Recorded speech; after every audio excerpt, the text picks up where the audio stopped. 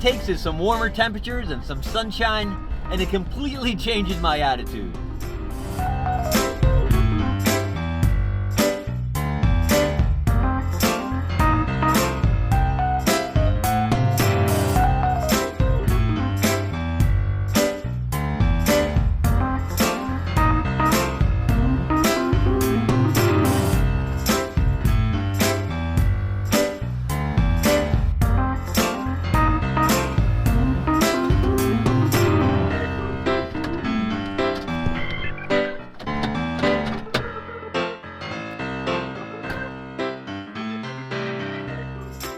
Back, and I feel almost obligated to explain exactly what I've been doing, where I've been. It's been months since my last video, and quite frankly, the answer is simple. I've been hibernating.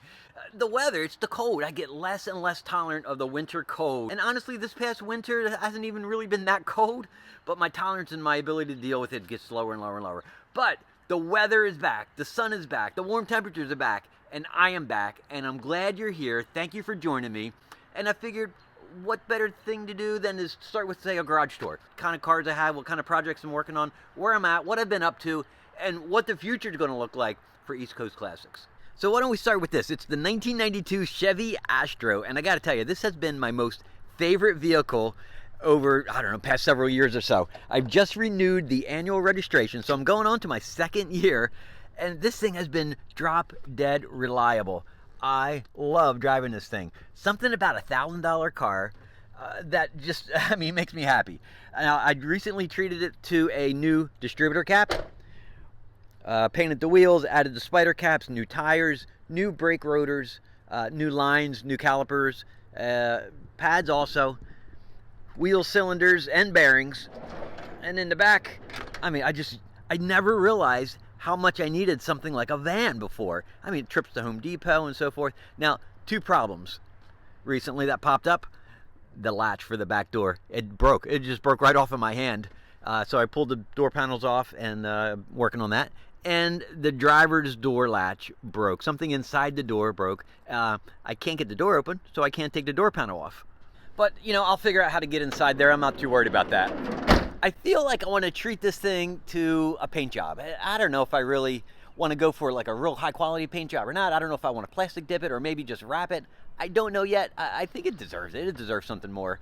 I like the contrast between the black and white. I don't really want to change the color too much, but I want to do something special and treat it right. Originally, when I first bought this, I had this vision of doing something cool with the roof. Originally, I had a plan of cutting out the roof and installing a Lexan or a plexiglass roof from front to back, the whole thing. I was going to make the whole thing like a skylight, but this thing has given me so much utility and so much value. I just never went that far with it. But I want to do something with the exterior and just clean it up, make it a little prettier. Next, it's a 2009 Dodge Avenger. I made a nice video on this last spring. This car has continuously been reliable and dependable and a good car for us. This is my son's car. We bought this at auction, paid $15.50 for it at auction, and this thing has surprised me with how reliable and durable it's been. Over this past winter, my son and I, we put new brake pads on, new tires as well. He and I did the work ourselves. Really, it was meant to be a project for him, and he's really absorbed it, and it took heart to the process of doing a brake job. We put these new tires on, the brand Ohatsu. I had never heard of that brand before until I had the Mercedes S65, and that was the brand that was on that car, and I was surprised. I really was. I mean, I didn't know what to expect from that type of tire, but on the Mercedes, they were fantastic. When we were shopping tires for this car, there must have been 50 different brands to choose from in this size. I ended up going with that. It was a nice price, so something like $63 a tire. And, they're smooth, they're quiet, they're reliable, they're durable. They're doing everything they're supposed to do. It's a brand I would go back to again. Remember this one? A 2009 Toyota Camry. Remember the video I made on this where I think I titled it something, everybody needs a Toyota Camry, just not this one. And it was because of the oil burning issue. It was the pistons and the rings. I missed out on the repair program through Toyota where they were putting in new pistons and rings on these cars. Since the pandemic, my wife hasn't been driving, and I've been just driving this thing, locally instead of all the highway driving that she's used to doing. And because it's not driven on the highway anymore, we're not doing the higher RPMs. It would run around 25 to 3,000 RPM up and down the highway for 75 miles one-way trip for her to go back and forth to work. And, you know, since we've been driving it locally and not with all the RPMs, it doesn't burn oil anymore. In fact, I got to change the oil. I got to replace the oil filter and change the oil for the first time in, I don't know, 3, 4, 5 years now. In the past, I've just always added oil, 2 quarts every tank of gas. Never needed to change the oil when you keep adding that much. But now I'm at the point now where it's time to change it. The oil's black. And, you know, I don't know. Part of me says it doesn't even matter because it's just burning through the rings anyway once you get back on the highway. But it's been a great car. It really has been. One repair in the history of my time with this car. We're talking 12 years and 174,000 miles now. One repair, $120, something like that. It was a starter. That was it. The starter went bad. The only thing that was non-maintenance item on this car that has gone bad was the starter. Incredible. Really incredible. My daughter, Grace, she just turned 16. This is going to be her car. I figured the thing's worthless to begin with, has a shorter lifespan with the oil burn and so forth. I think it'd be a great first car for her. Doesn't matter if she bumps into something or nicks something with it. It doesn't have a lot of value, and it's going to serve her well. I know that. This weird thing over here, the green monster. It's a, I don't know, mid-70s, late 70s Westphalia. It's not even mine. It was a buddy of mine's who's been struggling to get this thing running. He's had this thing for maybe a decade or so. 4 years ago, it started running rough, stalling and stumbling. He couldn't figure out what was going on. He sent it to a shop.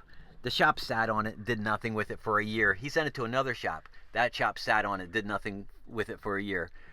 Fast forward 4 years now, and here it is. My buddy's frustrated and aggravated that he hasn't been able to drive this thing. I started taking a look at it, trying to help him out a little bit, and what I found is the fuel line is kinked, and that kink is significant enough to stop the fuel from making into the engine. Now it's fuel injected. There's the fuel injector runners. So we're doing an oil change and replacing the air filter and new plugs while we're at it. And we're going to get this thing running for him. It needs a lot more than just a fuel pump and fuel lines. Obviously it's been sitting for years and it needs some help. He loves this thing. He's gone camping in this thing and he wants to get back on the road with it. And I'm here just to help him out a little bit, get him a jump start and get it back on the road again. I'm anxious to get this van back to Adolphus so he can get back on the road with this and I can free up the spot in my driveway as well. You remember this one? A 2015 Dodge Charger Pursuit in a beautiful dark blue color. What you're seeing missing obviously is intentional. It was not a car crash or an accident. I didn't get robbed or stolen in the middle of the night. I've been slowly getting this thing ready to be sold. I figured I'd send it over to Cars and Bids and see if they have an interest in selling it. Recently we added new tires. I found this shop near my house, a used tire shop. They had these 245/55 18s. It's a factory upgrade. Originally it was 225s on here. These are RSAs. I mean, RSAs are the worst tires to me, but it's a police car and I thought it was appropriate to get police car tires on it. And look, these are nearly brand new. Got them for $50 installed each. I also been buffing and polishing the paint. If you look, this is what the whole car looked like when I first got it. It's oxidized, it's stained, there's water spots all over it that don't come out. This is what it's looking like after the polishing and the buffing. Coming out fantastic. That paint and the color and the clarity, I mean, it just jumps out. I'm thrilled with how well that's coming out. Now, I had taken the car to a few different detail shops to have them look at this paint, and they were all giving me prices in like the $500 range, and there was no way I was going to spend that kind of money without at least giving it a shot myself. I'm thrilled I did. I had to go out and get some extra pads, and maybe about $25 in products, but it's been a fantastic experience, and this paint looks stunning. I'm sealing it up with my favorite paint sealer. It's Turbo Wax paint sealant. Puts a beautiful shine on this car, and I think it's just coming out well. In the garage are the other set of tires that I picked up. I polished and buffed up these rims. Man, they came out like brand new. I was so shocked how clean they came out. I mean, they were disgusting when I pulled the hubcaps off. And remember, this car had the full wheel hubcaps over here. Remember the street appearance package right there? So I pulled those off. I got the right lug nuts from AutoZone for $32. Picked up a set of little mini hubcaps there, little dog dishes, and I'm excited to get those wheels and tires on. These are the remnants of that bumper that I pulled off, and that bumper was disgusting. After polishing this car up and getting it so clean and so nice, I took one look at that bumper, and the bumper was just an utter mess. with stains and chips and scratches on it. I pulled that bumper off. I sent it over to a body shop. They're repainting it. I should get it back in within a week or so. And the 4Runner here has been in the family since new. We bought this on my son's first birthday. It was October 30th, 2003 that we brought this thing home. Has 127,000 miles on it. The thing has been reliable and dependable, and I mean, Toyota. It's what you expect from Toyota. However, I just don't drive it. I mean, I put maybe 2,000 miles on it over the past year. The last time I drove it, I was getting a wobble in the front wheels, like a thump, thump, thump, thump. I knew the tires are good because they're brand new. I just bought them. They're round, the weights were on them. I took a look at the boots, the CV joint boots, and they were all ripped up. Grease was sprayed all over the place. Took it in to get new front axles put on. $680 for front axles. It was outrageous. The axles themselves are pretty cheap, like $60 or so. It was all labor, and I couldn't do it myself because you need 200 foot-pounds of torque to lock down the nuts on this thing. And so I just didn't have the tools. Hated to spend the money, especially for something that sits around more than it's driven. But it's just part of the family. It's not going anywhere at the same time. Greenbrier has been sitting here untouched, uncared for, unloved since about Christmas. Haven't driven it since then. It's been sitting in the same spot. It's time to get it out, actually clean it up, make some videos on it again, and give it some exercise. That's going to be an upcoming project for it soon, just to get it back on the road again, check the tire pressure, change the oil, replace the belt, and all the little maintenance items that it needs to be roadworthy and reliable again for another season. And on side of the Greenbrier right here, obviously you can't miss it, check out these two motorcycles I picked up. This one was planned. I was actually looking for a dual sport, and I'll pull this out in a second. This one has an interesting story to it. I'll share it with you. Let me pull out the white Suzuki.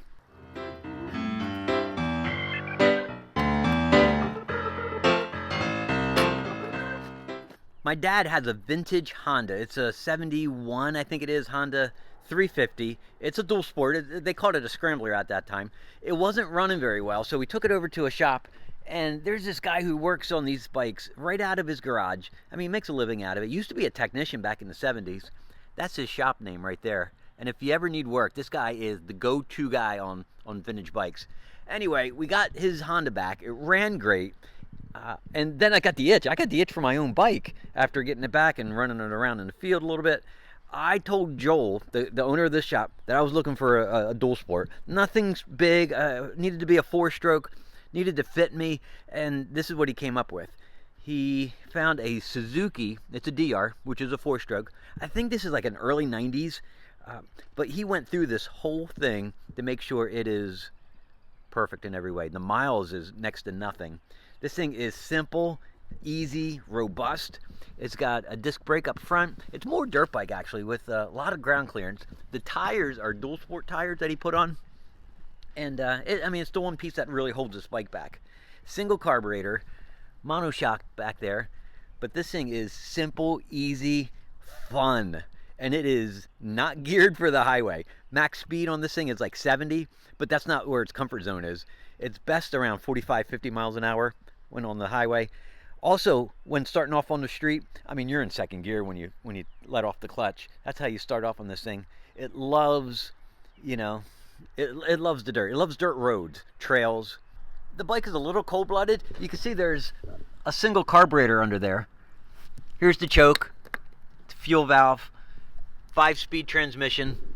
And whenever I'm on the road, I'm hitting around 45, 50 or so. I'm always looking for 6th gear. Doesn't have it, but it needs one. There's a canal near here called the C&D Canal. It connects the Delaware River to the Chesapeake Bay.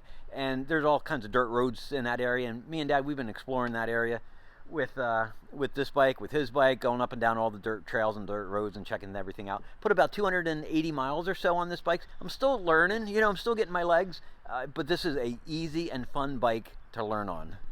And with the key on, you have to pull the clutch to start it.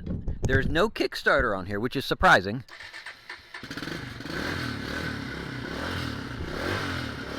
It starts pretty easy.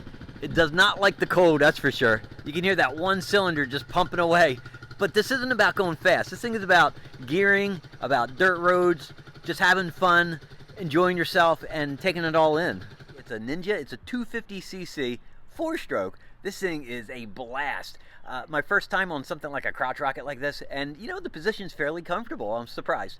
This bike was free. A neighbor was giving it away. He didn't want it anymore. He stopped riding it years ago. It wouldn't start, it wouldn't run. It would turn over, but it wouldn't fire.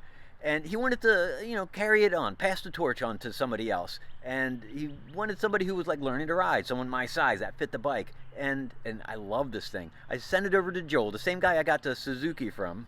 And $610 later, I've got this fantastic running, riding Ninja. This thing is buttery smooth, sounds fantastic, loves the rev, and I'll get it started for you.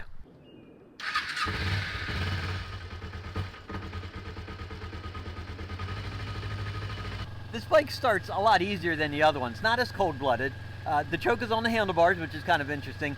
The dual carburetors, he's really got it tuned in and dialed in really, really nicely. This one's water-cooled also. And once you get it running, you can pop off the choke and check out the red line on the RPMs. Isn't that nuts? Now, Joe had it. He put 30 miles on here. He set the tripometer. So I've gone 15 over the past, 2-3 months or so. There's a temp gauge and your lights and so forth. This thing is fun. This thing was also raced, and it's something that Joel noticed when he was working on it. The tires have a little higher profile on them.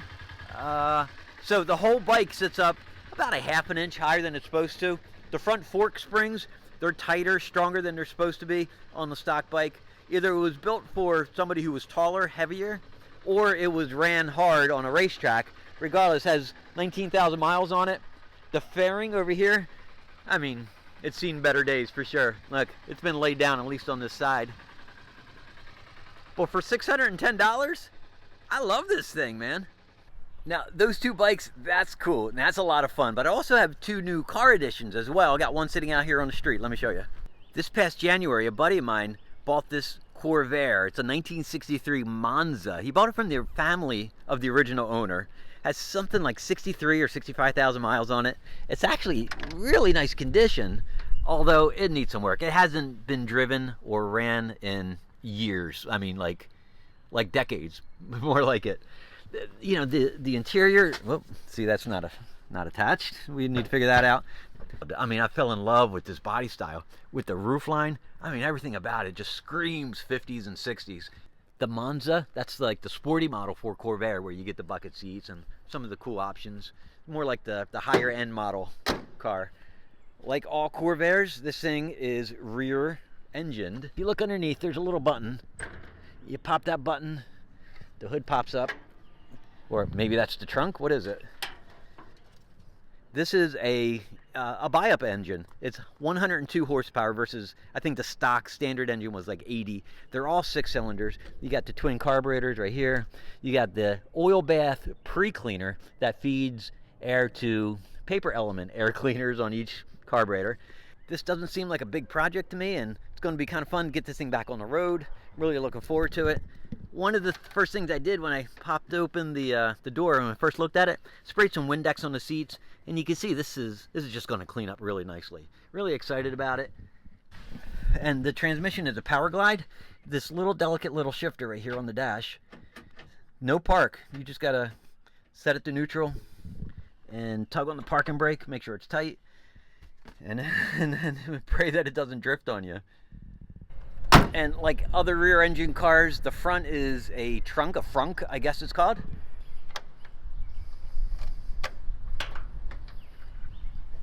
Not a lot in here. You have the master cylinder, the pisser reservoir. I guess that's a wiper motor. Otherwise, I mean, it's pretty clean. I'm not really seeing any rust. I saw the floorboards had a rust repair on it, but otherwise, the car seems really original. I think the paint's original on this. It has a lot of shine to it. I got a mark right here. That's about the extent of the body damage. That may require a new fender, or, I bet a body guy could probably bang that out. Otherwise, I got hubcaps in the car. Looks like I need a tire. I'd love to use a little dog dishes that I have hanging up in the garage wall. But overall, this should be pretty quick, pretty easy, pretty fun. And my plan for this is just to make it a daily driver for the next few weeks, few months, and then sell it and move on to something else. But this should be... I'm looking forward to this one. This is going to be a good one. And lastly, one I'm super excited about, and I really can't wait to get to, is a 1988 Ozomobile Cutlass Supreme. This is the very first year for the W-body Cutlass Supreme, not the old rear-wheel drive ones. This is the front-wheel drive. I love these cars ever since the day they came out. This one is an International Series model, which has the super cool bucket seats and bucket seats in the rear. It has digital dash. This thing is done up nice. Super low miles, original paint, original interior, but it has an engine knock, a rod bearing.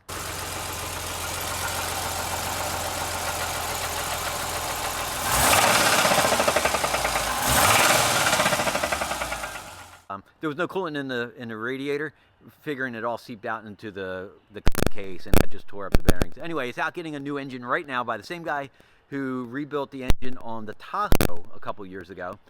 He's doing an engine swap for me. I already got the engine. He's working on it. He's almost done. Should be done in the next week or two, and I'm excited to get that back here and get on the road with that thing. That's going to be my daily driver as well for the summertime. So that's just it. That's what I've been working on over the past few months. I'm excited, not just for the cars and for the motorcycles and so forth, but also for some of the videos I have planned for the upcoming few weeks. I've got 2 auction videos that are coming up back to back. That's going to be fun. Got the Corvair and the Oldsmobile, of course. I've got 2 YouTube short videos that I'm working on. And if you're not familiar with shorts, it's basically like a TikTok, right? Where I take a 10-minute video and I crunch it down to 59 seconds and post that. And we're going to give it a try. You'll see how that works. I got my fingers crossed, but kind of low expectation at the same time.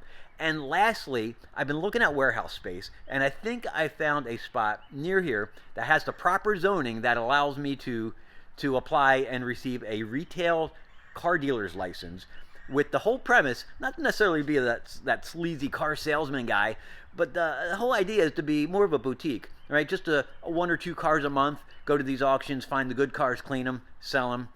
But it's also as a way to avoid, one, all those DMV fees that I pay every time I buy a car, every time I register that car. Also, it gets me around the limit, the number of cars that I'm allowed to buy and sell in a 1-year period. So Delaware says, 5 cars, I think. Anything more than that, and you need a dealer's license. And so this could give me that opportunity to do that. Plus, it opens up a whole realm of options and opportunities as well, just having a little bit of warehouse space. Now, it's not very big. It's filthy dirty.